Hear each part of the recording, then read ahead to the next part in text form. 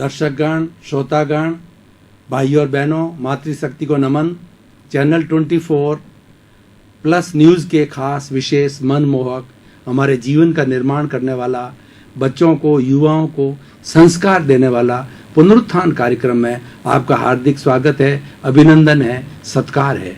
पुनरुत्थान का अर्थ होता है पुनर्जागरण, अवनति से उन्नति की ओर जाना। इस कार्यक्रम में प्रतिदिन ऐसे विषयों का प्रतिपादन किया जाता है जिससे हमारी भारतीय संस्कृति के गिरते मूल्यों की पुनर्स्थापना होती है। इसी क्रम में हम एक आज शिक्षा से संबंधित विषय को लेकर आपके सामने उपस्थित हो रहे हैं और वह आज का विषय है वर्तमान शिक्षा प्रणाली के दोष एवं फायदे। भाई और बहनों, दर्शकगण, श्रोतागण, हमारी वर्तमान शिक्षा प्रणाली कैसी है इसके बारे में विवेचन करेंगे। आज का युग ग्लोबलाइजेशन, प्राइवेटाइजेशन, लिबरलाइजेशन का युग है और आज इंटरनेट ने, विज्ञान ने बहुत तरक्की की है और सारे विश्व को एक छोटे से परिवार के रूप में, छोटे से गांव के रूप के अंदर बदल दिया है। यानी हमारी पुरानी जो वसुधैव कुटुंबकम की अवधारणा थी उसको आज विज्ञान ने सिद्ध कर दिया है। हम एक दूसरे के बहुत करीब आ गए हैं, हमारी संस्कृति एक दूसरे के बीच में मिक्सअप होने लग गई है और हम एक दूसरे को जानने लग गए। यानी विश्व के कई देशों के अंदर इंटरेक्शन की जो हमारी क्षमता है वह बहुत बढ़ गई है। इस विज्ञान के साधनों के कारण टीवी के माध्यम से, इंटरनेट, व्हाट्सएप, फेसबुक और ऐसे बहुत से मीडिया आ गए हैं जिसके माध्यम से हम एक दूसरे के बहुत करीब आने लग गए हैं और एक दूसरे के करीब आने के कारण हम प्रभावित भी हुए हैं। हर देश की अपनी अपनी संस्कृति होती है, हर देश का अपना अपना धर्म होता है, हर देश के निवासियों का खान पान, रहन सहन, आचार विचार अपने अपने तरीके का होता है। लेकिन जब एक संस्कृति दूसरी संस्कृति के करीब आती है तो उससे निश्चित रूप से प्रभावित हो रही है। इसी कारण से आज हमारे हर देश के अंदर हर देश की कल्चर मिलती है और लोग अब ये मानने लग गए हैं कि एक कॉमन चीज जो कि हमारे बीच में रहनी चाहिए वह है आपसी सौहार्द, भाईचारा और मानवतावाद और मनुष्य मनुष्य के लिए काम आवे, मनुष्य मनुष्य की इज्जत करे, उसका सम्मान करे। ये सब कैसे होगा? ये सब होने के लिए शिक्षा की आवश्यकता है, क्योंकि शिक्षा एक ऐसी पद्धति है जो मनुष्य को इंसान बनाती है। वरना मनुष्य और पशु में अंतर क्या है?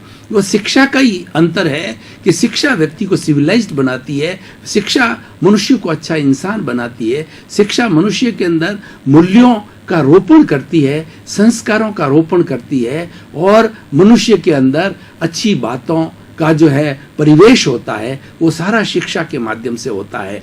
अगर शिक्षा न दी जाए तो मनुष्य पशुवत ही रहेगा, मनुष्य एक जंगली की तरह ही रहेगा।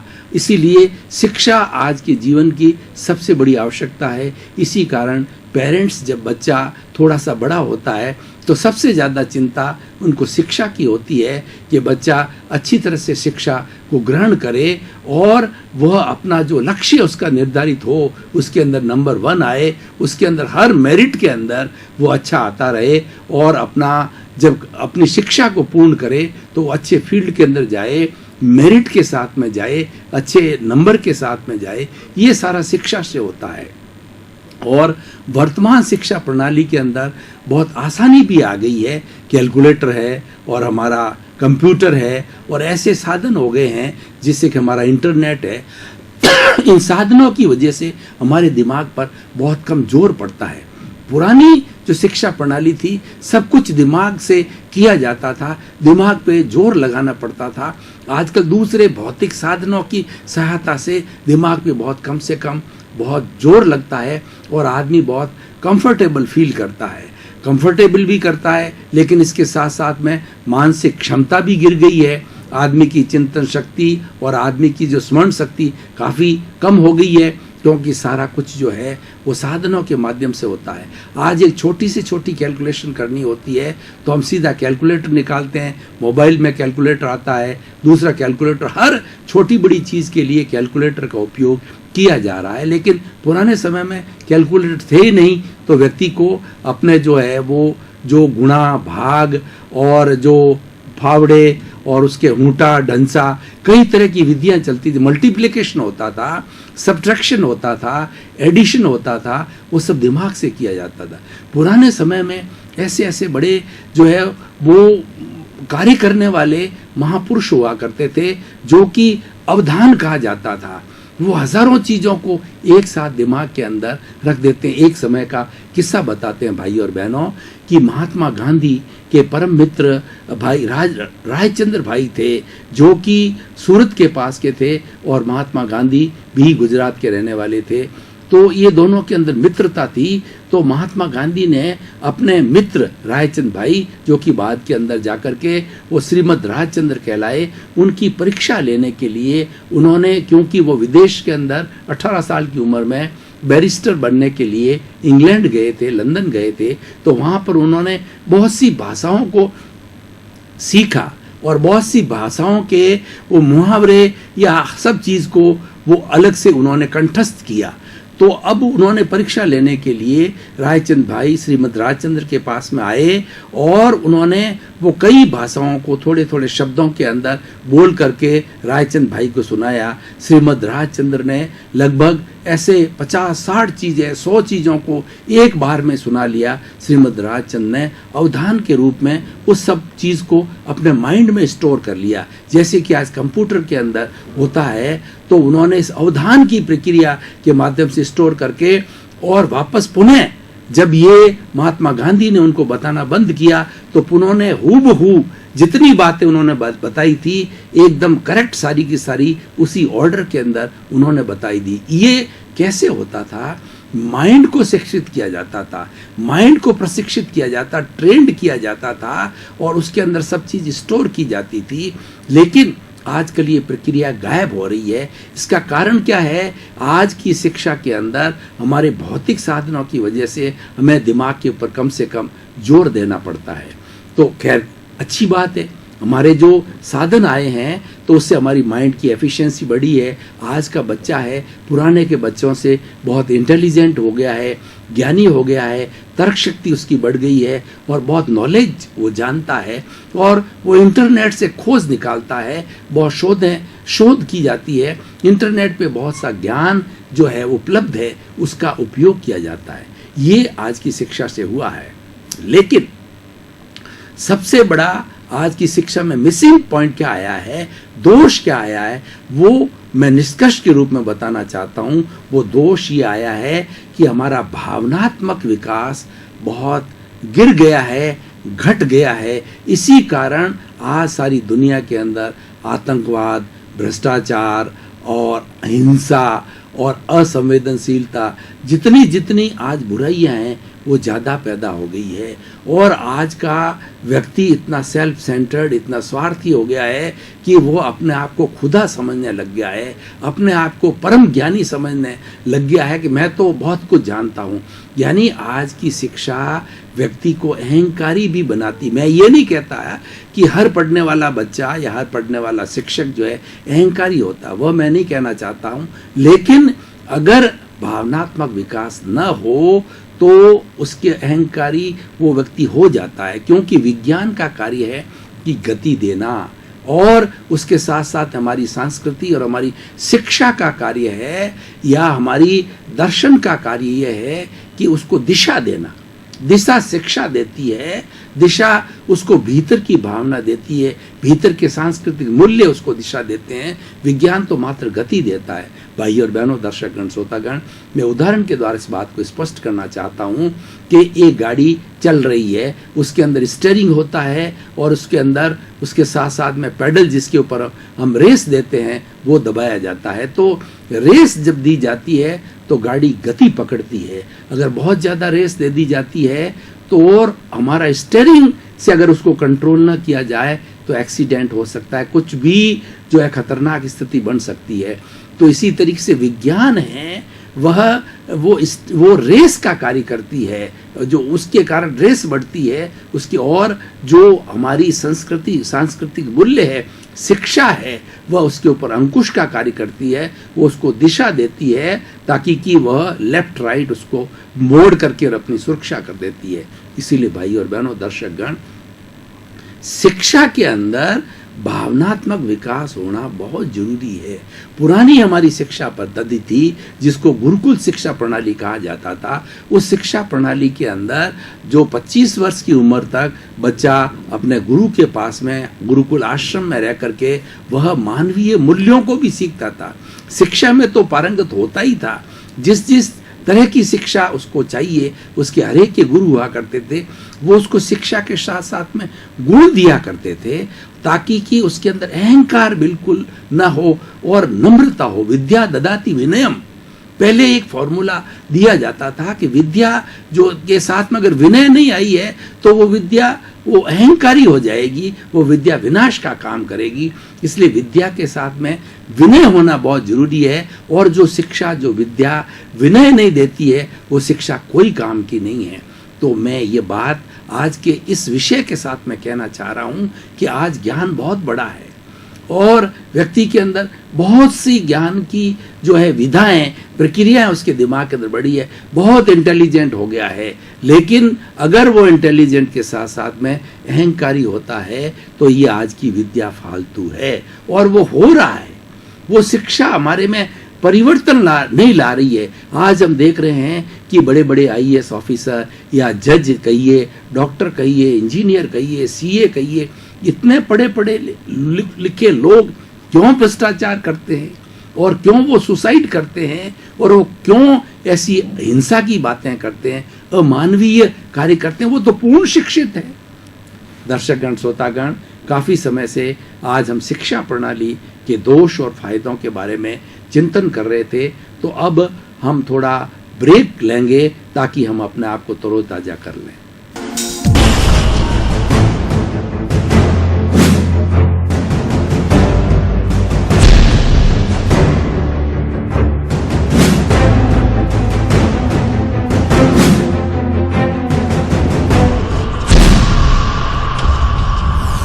और ब्रेक लेने के बाद में अब तरोताजा महसूस कर रहे हैं। हमारा निर्धारित विषय के ऊपर पुनः चर्चा प्रारंभ कर रहे हैं। हम वर्तमान शिक्षा प्रणाली के फायदे की बात कर रहे थे, लेकिन उसके अंदर जो दोष आए हैं उन दोषों का हम विवेचन करने जा रहे हैं कि बहुत ज्ञान बढ़ने के साथ साथ के अंदर जो है अहंकार नहीं बढ़ना चाहिए, तब हमारी शिक्षा संतुलित होती है। और ये आज वर्तमान शिक्षा प्रणाली के अंदर जो मिसिंग पार्ट है उसको फिल इन द गैप किया जाना बहुत जरूरी है। अब प्रश्न ये है कि हम ये कैसे करें। उसके अंदर जो दोष वर्तमान शिक्षा प्रणाली को करने के लिए कुछ मैं उसके नुस्खे बता रहा हूँ, टिप्स बता रहा हूँ। प्रारंभ से जब बच्चा प्राइमरी स्कूल के अंदर हो तभी से उनको जो उसके अंदर भावनात्मक विकास हो, मतलब भीतर का विकास होना चाहिए। जितनी मैंने अभी तक बातें की है सब बाहर के विकास की बातें की है, पुस्तक के माध्यम से, इंटरनेट के माध्यम से, मोबाइल के माध्यम से और आजकल के सब साधनों के टीचिंग मेथड के माध्यम से व्यक्ति बाहर से बहुत ट्रेंड हो गया, लेकिन भीतर से वो कमजोर है। तो भीतर को हमें मजबूत करने के लिए हमारा विद्यार्थी प्रारंभ से जो है वो भीतर जाए। उसके लिए मैं कुछ प्रयोग सजेस्ट करना चाहता हूँ कि बच्चों की स्मरण शक्ति तेज हो, कि वो मात्र जो है हमारे कैलकुलेटर पर निर्भर ना हो, कंप्यूटर पर निर्भर ना हो, हमारे मस्तिष्क का काम करे। तो उसके लिए ओम की ध्वनि की जानी चाहिए और उस ओम की ध्वनि को लंबे समय तक कई बार किया, जिसे ओंकार की ध्वनि बोला जाता है, ओम की ध्वनि बोला जाता है। वह वो दिमाग को शांत करके आंखें बंद करके ओम की ध्वनि को बार बार करने से व्यक्ति भीतर जाता है और हमारे भीतर जो स्मरण शक्ति है वो बढ़ती है। उसके साथ साथ में प्रारंभ से ही बच्चों को मेडिटेशन कराया जाना चाहिए। मेडिटेशन के अंदर व्यक्ति भीतरी जगत के अंदर कदम रखता है और विद्यार्थी ये जानने लगता है कि मात्र बाहरी जगत भी नहीं है, एक दूसरा जगत भी है, वो भीतर का जगत है। और जब तक भीतर और बाहर का संतुलन नहीं किया जाएगा तब तक एक अच्छा इंसान नहीं बन सकता है। भीतर में जाने का अभ्यास मेडिटेशन के द्वारा होता है, योग के द्वारा होता है। आज हम बड़े भाग्यशाली हैं कि हमारे वर्तमान भारत के प्रधानमंत्री श्रीमान नरेंद्र मोदी जी ने हमारी भारत की कृति योग को बहुत ऊंचे दर्जे पर पहुंचाया। उसकी योग की फिलॉसफी को उन्होंने स्वयं पढ़ा और योग का वो जीवन जीते हैं। तो उन्होंने पूरे विश्व के अंदर 206 देशों के अंदर, यूएनओ के अंदर यह बात रखी कि हमारे भारत के देश के अंदर योग ऐसी पद्धति है, उसको अगर 7 अरब की जनसंख्या जो आज हमारी पृथ्वी पर है, सभी लोग उस योग को अपना लेते हैं तो वो स्वस्थ रहेंगे और वो निरंकारी रहेंगे, वो अपना कार्य अच्छा तरह से करने रहेंगे और इससे भाईचारा बढ़ेगा, आपस में प्रेम बढ़ेगा, सौहार्द बढ़ेगा और हमारी आज की जितनी ज्वलंत समस्या हैं, हिंसा की समस्या, आतंकवादी समस्या, उनका समाधान होगा। तो प्रारंभ से ही योग की शिक्षा बच्चे को दी जानी चाहिए। योग के अंदर आसन होता है, योग के अंदर प्राणायाम होता है, यम नियम आसन प्राणायाम प्रत्याहार धारणा ध्यान समाधि, ये सारी चीजें प्रैक्टिकल रूप से प्रारंभ से बच्चे को सिखाई जानी चाहिए। जो गुरुकुल शिक्षा प्रणाली के अंदर प्रारंभ से सबसे पहले ये प्रशिक्षण दिया जाता था, ईश्वर की प्रार्थना की जाती थी और प्रार्थना से जो है उसके भीतर एक विश्वास पैदा होता था, एक उसके अंदर फेथ पैदा होती थी कि ईश्वर ऐसी शक्ति है जो सद्बुद्धि देती है और ईश्वर से याचना की जाती है। प्रार्थना के हर प्रार्थना के अंदर ईश्वर की भक्ति है, ईश्वर से याचना है, ये ईश्वर मुझे सद्बुद्धि देना और मुझे ऐसी शक्ति देना, ऐसी जागृति देना, मैं जगत का कल्याण कर सकूं, समाज के लोगों की सेवा कर सकूं और मेरे में कोई अहंकार नहीं आए। जितना जितना व्यक्ति निरंकारी होगा उतना उतना विद्या का प्रभाव बढ़ेगा और उतना उतना हमारे अच्छे समाज का निर्माण होगा। आज सारे समाज के अंदर बुराइयों की जड़ है ईगो।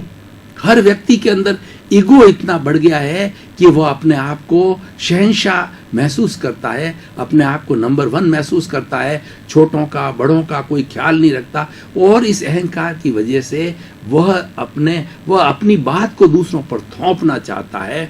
तो ये प्रवृत्ति नहीं होनी चाहिए।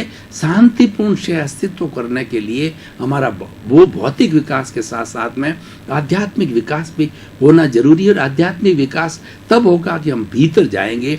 ऐसे प्रयोग प्रारंभ से कराए जाने चाहिए और इसका पाठ्यक्रम जो है वो हमारी प्राइमरी के अंदर, सेकेंडरी स्कूल के अंदर, कॉलेज के अंदर, यूनिवर्सिटी के अंदर मैं आज के इस विषय के माध्यम से ये और योग का विद्यार्थी होने के नाते, योग का जीवन जीने के नाते, योग का एडवाइजर होने के नाते इस विषय के माध्यम से मैं कहना चाहूँगा कि शिक्षा के अंदर हम जितना जितना योग को जोड़ेंगे, भावनात्मक विकास को जोड़ेंगे, इमोशनल क्वोशंट बढ़ाएंगे। आजकल IQ यानी इंटेलिजेंट क्वोशंट तो बहुत बढ़ गया है, लेकिन इमोशनल क्वोशंट बहुत घट गया है। इमोशन क्या होती है? क्रोध, अहंकार, माया, लोभ, नेगेटिव थॉट्स, पाप की प्रवृत्तियां, ये बहुत ज्यादा बढ़ने की वजह से व्यक्ति जो है पढ़ लिख करके भी अच्छा इंसान नहीं बनता है। अच्छा इंसान वह होता है कि वो जगत के किसी प्राणी को कष्ट न दे, वो ये चिंतन करे कि प्राप्त मन वचन काया से जगत के किसी भी प्राणी को किंचित मात्र भी मेरे द्वारा दुख न हो, दुख न हो, दुख न हो। ये सबसे बड़ी इंसानियत है। यानी इंसानियत की जो बात है वह शिक्षा से प्राप्त होनी चाहिए। शिक्षा इंसानियत देने वाला सबसे बड़ा टूल होना चाहिए, सबसे बड़ी विधा होनी चाहिए है। शिक्षा ही एक ऐसी चीज है जो इंसान को इंसान बनाती है। लेकिन ये जो आज हैवानियत हो रही है उसका मतलब हमारी वर्तमान शिक्षा प्रणाली के अंदर कहीं न कहीं दोष है, कुछ कमियां हैं। जब एक ग्रेजुएट होने के बाद, पोस्ट ग्रेजुएट होने के बाद, डॉक्टर होने के बाद, पोस्ट डॉक्टर होने के बाद भी व्यक्ति में इंसानियत नाम की कोई चीज नहीं है, धर्म के प्रति कोई रुचि नहीं है, मानवतावाद के प्रति कोई रुचि नहीं है, बड़ों को कोई सम्मान देने की बात नहीं है। हमारी भारतीय संस्कृति के क्या मूल्य है उसके बारे में उसको कोई जानकारी नहीं है। वह तो मात्र अपने आप को एक विद्वान समझता है। इस चीज को कम किया जाना चाहिए। वो आज की इस विषय की सबसे बड़ी मांग है और सबसे बड़ा मेरा कहना है। अब योग के बारे के अंदर हम थोड़ा डिटेल के अंदर जो है बात करते हैं कि प्रारंभ से बच्चों को भारतीय संस्कृति की जो विशेषताएं हैं उसके बारे में बताना चाहिए। मुख्य 2 बातें हैं, यम और नियम।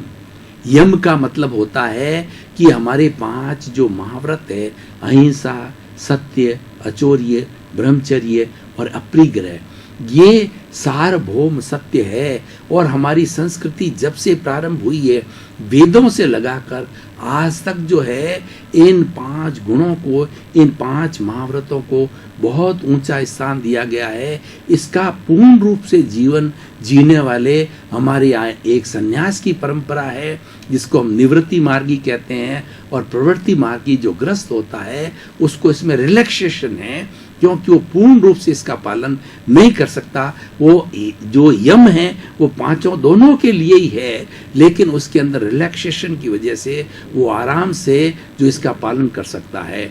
और नियम की बात होती है, नियम का होता है शौच और ईश्वर प्राणिधान, त्याग, तपस्या, सहनशीलता। ये व्यक्ति में प्रारंभ से ही आने चाहिए। पहले हमारी जो फैमिली सिस्टम था, उसके अंदर हम जॉइंट फैमिली के अंदर बहुत से लोग जो है एक साथ रहा करते थे। उससे हमें जनरेशन गैप के कारण बहुत सी चीज़ें प्रैक्टिकल रूप से हमें हमारे सीनियर सिटीजन से, हमारे दादा से, हमारे पिता से एक साथ मिल जाती थी। लेकिन वर्तमान शिक्षा प्रणाली के अंदर मात्र तोता रटंत और मात्र मेरिट की बात की जाती है। इसलिए बच्चे को प्रारंभ से ही हॉस्टल के अंदर भर्ती करा दिया जाता है, तो उसको माता पिता का जो एफेक्शन, जो प्रेम है, वो बच्चा साथ में रहकर ही प्राप्त कर सकता है। और वो जो आदमी की टीनेजर का जो दिमाग होता है, वो शीघ्र ग्रहण करने वाला होता है। उस वक्त के अंदर उसको संस्कारों की अच्छी आवश्यकता होती है। उस समय बच्चे को माता पिता के साथ में रखना चाहिए, जॉइंट फैमिली के अंदर रखना चाहिए, ताकि वो सभी के गुण देख सके और वो स्वयं निरीक्षण कर सके, स्वयं जजमेंट कर सके कि हमें इस पूरे जीवन के अंदर कैसे जीना है और क्या क्या समस्याएं आती है, उन समस्याओं का समाधान कैसे करना है। मेरे माता पिता कैसे करते हैं, मेरे दादा दादी उन समस्याओं का समाधान बड़े आराम से, बड़े प्रेम से कैसे कर देते। तो सारे संस्कार परिवार से सीखता है। परिवार एक ऐसी प्रयोगशाला है जहाँ पर बच्चा संस्कार सीखता है। लेकिन वर्तमान की शिक्षा प्रणाली के अंदर उसको हॉस्टल में डाल दिया जाता है, प्राइमरी से, मिडिल से, यूनिवर्सिटी से, कॉलेज से, सारा जीवन भर 25-27 साल की उम्र तक वो हॉस्टल में रहता है। तो उसको संस्कार नहीं आते हैं और माता पिता के प्रति, दादा दादी के प्रति उसका जो सम्मान होना चाहिए, जितना उसके अंदर कमी आ जाती है। तो इसीलिए भाई और बहनों, दर्शकगण, श्रोतागण, जो वर्तमान शिक्षा प्रणाली अच्छी है, बहुत से साधन हो गए हैं, लेकिन इसके अंदर जो दोष आए हैं, उस दोष को हम हमारी पुरानी जो शिक्षा प्रणाली है, उन शिक्षा प्रणाली में जो प्रैक्टिकल चीज़ें हुआ करती थी, वहाँ से इसको लेकर के इस गैप को फिलअप करना है, ताकि हमारी वर्तमान की शिक्षा प्रणाली होलिस्टिक हो जाएगी। इसके लिए बहुत से विद्वानों के समय पर सेमिनार होते हैं, कॉन्फ्रेंस होती है और दोनों का तुलनात्मक अध्ययन किया जाता है। तो अपनी अपनी जगह दोनों शिक्षा प्रणालियाँ अच्छी थी, लेकिन पुरानी शिक्षा प्रणाली में मानवीय गुणों का बीजारोपण किया जाता था, जो कि आजकल नहीं हो रहा है। इसी कारण हमारे समाज के अंदर आज इतनी बुराइयाँ, कुरीतियाँ आज समाज के अंदर क्यों आई है। आज देखिए कि घरों के अंदर क्या स्थिति है। घरों के अंदर किसी का किसी के प्रति कोई प्रेम नहीं है, कोई आदर नहीं है। हमारी जो पुरानी लाइफ स्टाइल थी वो बिल्कुल बदल गई है।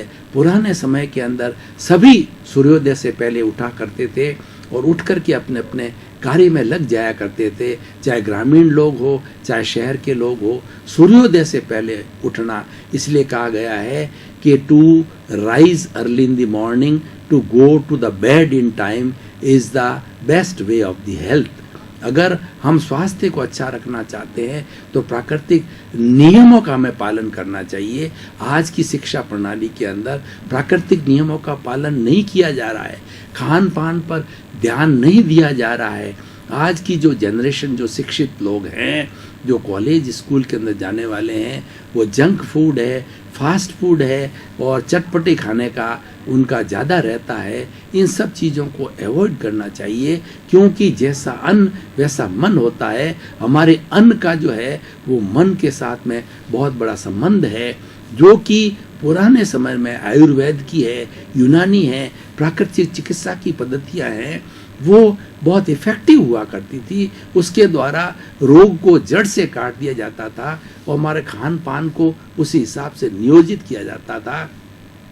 और सबसे बड़ी बात जो पुराने समय के अंदर हुआ करती थी, वह प्रकृति के करीब रहने की होती थी, प्रकृति की पूजा करने की बात होती थी, ईश्वर भक्ति की ज़्यादा बात की जाती थी, ईश्वर के प्रति श्रद्धा की ज़्यादा बात करती। ये जो ईश्वर की भक्ति और श्रद्धा की जो बात है, वो आजकल बिल्कुल घटती जा रही है। व्यक्ति ईश्वर में विश्वास ही नहीं करता। आज का पढ़ा लिखा इंसान ये कहता है कि दुनिया मेरी जेब के अंदर है, मैं स्वयं ईश्वर हूँ। यानी इतना उसके अंदर मान अहंकार बढ़ता जा रहा है। इसका नाश किया जाना चाहिए।